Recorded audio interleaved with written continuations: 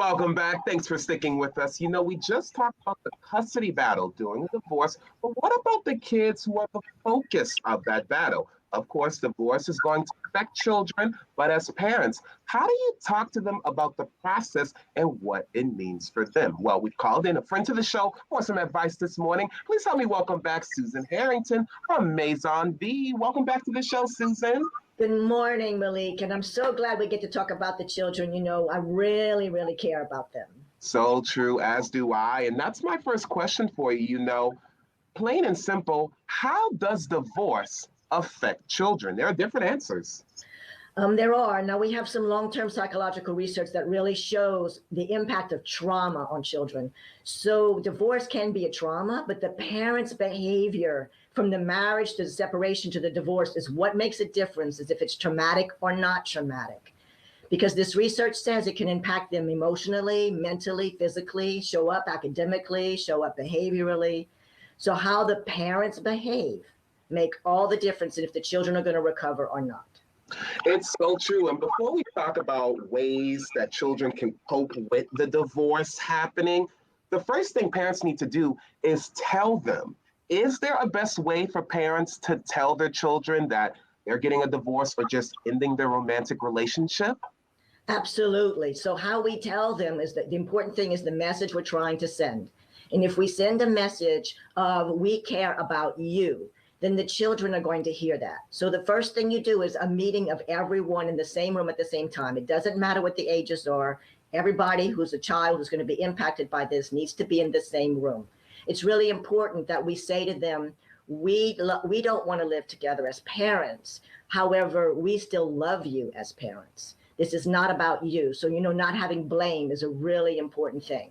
That's really important. We want to make sure.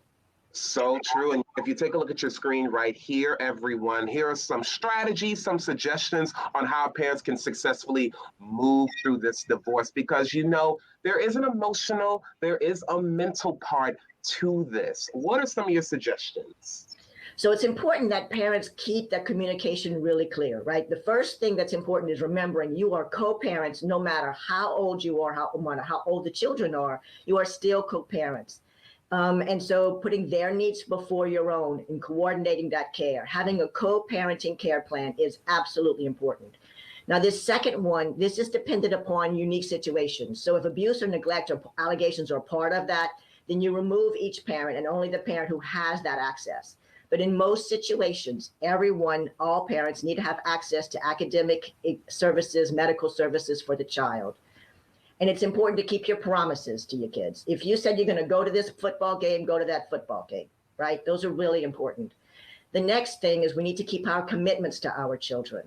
We need to keep those kind of things that we agree to. So if we're going to work as parents, we're going to work as parents. We're not going to disagree. We're not going to put you in the middle of things.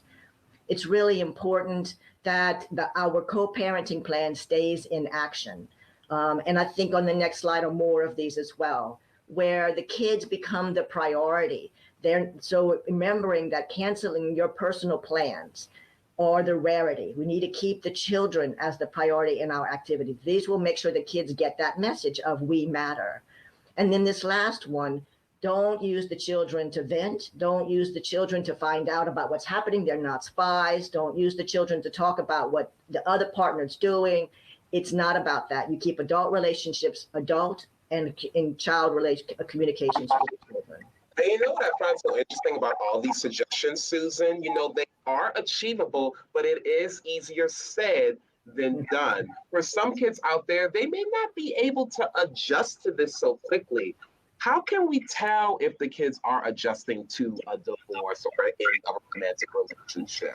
You're so right? So adjusting makes a difference. When we see, the biggest piece to remember is if your children's behaviors change or their responses to how you've addressed them behaviorally, right? So put in consequences and rewards and things. If they're responding to you differently and oddly for their personality, that's the biggest thing you want to look at. It's really important. So there's a list of things that will tell you of if your kids are adjusting and if you need to see professional services. So what's on the list here that's coming up are behaviors that you would seek professional services.